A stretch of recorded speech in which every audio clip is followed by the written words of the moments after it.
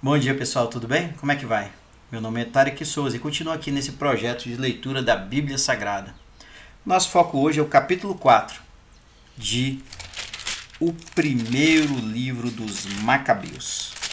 Vamos lá? A Batalha de Emaús. Górgias reuniu 5.000 soldados de infantaria e 1.000 dos melhores cavaleiros e saiu de noite com eles do acampamento. O seu plano era atacar de surpresa o acampamento dos judeus e acabar com eles. Alguns judeus apóstatas, que moravam na fortaleza de Jerusalém, serviram de guias para ele. Quando Judas soube do plano de Górgias, saiu com seus soldados para atacar o exército sírio em Emaús, enquanto Górgias e os seus soldados estavam fora do acampamento. Górgias chegou ao acampamento dos judeus de noite e não encontrou ninguém. Pensando que eles estavam fugindo, Górgias foi procurá-los nas montanhas. De madrugada, Judas apareceu na planície com 3.000 homens, mas eles não tinham as armaduras e as espadas que gostariam de ter. Viram o poderoso exército sírio, com todos os seus soldados bem treinados, e viram que o acampamento deles estava bem defendido e rodeado pelas tropas de cavalaria. Judas disse aos seus homens: "Não tenham medo desse exército enorme, não se assustem quando eles nos atacarem. Lembrem de como os nossos antepassados foram salvos quando atravessaram o Mar Vermelho, e o rei do Egito e o seu exército os estavam perseguindo. E agora, oremos a Deus pedindo que ele tenha compaixão de nós, e lembre da aliança que fez com os nossos antepassados, e derrote hoje esse exército que estamos enfrentando.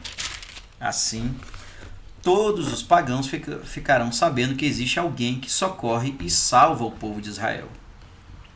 Quando os sírios viram os judeus avançando para atacá-los, saíram do acampamento para a luta. Os soldados de Judas tocaram as cornetas e atacaram. Derrotaram completamente as tropas sírias, que fugiram para a planície. Os que ficaram para trás foram mortos à espada. Os judeus perseguiram os sírios até Gezer e as planícies da Idumeia e as cidades de Asdod e Jâmia. 3.000 sírios foram mortos. Quando Judas e o seu exército pararam de perseguir os sírios e voltaram para o acampamento, ele disse ao povo: "Não vão buscar agora os objetos de valor dos soldados mortos, pois nós ainda vamos ter de lutar contra os sírios. Górgias e o seu exército estão bem perto, ali nas montanhas. Enfrentem com coragem os inimigos e lutem contra eles. Depois da batalha, vocês poderão pegar os objetos de valor com toda a segurança." Judas mal tinha acabado de falar quando uma patrulha de soldados sírios apareceu no alto das montanhas. Os sírios viram que o seu exército tinha fugido e que os judeus estavam pondo fogo no acampamento deles. Era fácil ver a fumaça, que mostrava claramente o que estava acontecendo. Ao notarem isso, os sírios ficaram apavorados, e quando viram o exército de Judas na planície, pronto para a batalha, todos eles fugiram para a terra dos filisteus. Aí, Judas e os seus soldados foram até o acampamento dos sírios e pegaram todos os objetos de valor. Pegaram muito ouro e prata, tecidos de cor púrpura e azul marinho e muitas outras riquezas. Quando voltaram para o acampamento, cantaram um hino, louvando a Deus porque Ele é bom e o seu amor dura para sempre. Naquele dia, o povo de Israel teve uma grande vitória.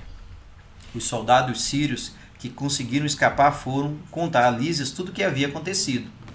Ele ficou muito contrariado e desanimado com a notícia, pois não tinha podido fazer com que os judeus o que ele queria, isto é, aquilo que o rei Antíoco havia ordenado que ele fizesse. Judas derrota Lísias outra vez. No ano seguinte, para derrotar os judeus, Lísias juntou um exército de 60.000 dos melhores soldados de infantaria e 5.000 de cavalaria. Eles marcharam para Idumeia e acamparam em Bet-sur. Judas foi ao encontro deles com 10.000 homens. Quando viu o enorme exército de Lísias, ele orou assim: "Bendito sejas, ó Salvador de Israel, tu que, por meio do teu servo Davi, fizeste com que o ataque do gigante Golias fracassasse. Tu que entregaste o acampamento filisteu nas mãos de Jonatas, filho de Saul, e do rapaz que carregava suas armas. Do mesmo modo, entregue esse exército nas mãos de Israel, o teu povo. Que os nossos inimigos, com todos os seus soldados e os seus cavaleiros, fiquem envergonhados. Faz com que eles fiquem com medo, que percam a confiança que têm no teu poder e que tremam de medo na hora da sua derrota. Acaba com eles, usando para isso as espadas dos que te amam, e assim todos os que são teus cantarão e te louvarão. Os dois exércitos começaram a lutar, e 5.000 soldados de Lísias foram mortos naquela batalha. Quando Lísias viu seus soldados serem derrotados e notou a coragem dos soldados judeus, e como eles estavam prontos para viver ou morrer corajosamente, tratou de voltar para Antioquia. Ali ele contratou soldados mercenários, pois o seu plano era voltar para a Judéia com um exército ainda maior. A purificação e dedicação do templo. Judas e os seus irmãos disseram: os nossos inimigos foram derrotados, portanto, vamos para Jerusalém, vamos purificar o templo e o dedicar de novo à adoração de Deus. Então o exército inteiro se juntou e subiu o monte Sião. Ali, eles viram um templo em ruínas, o altar profanado e os portões destruídos pelo fogo.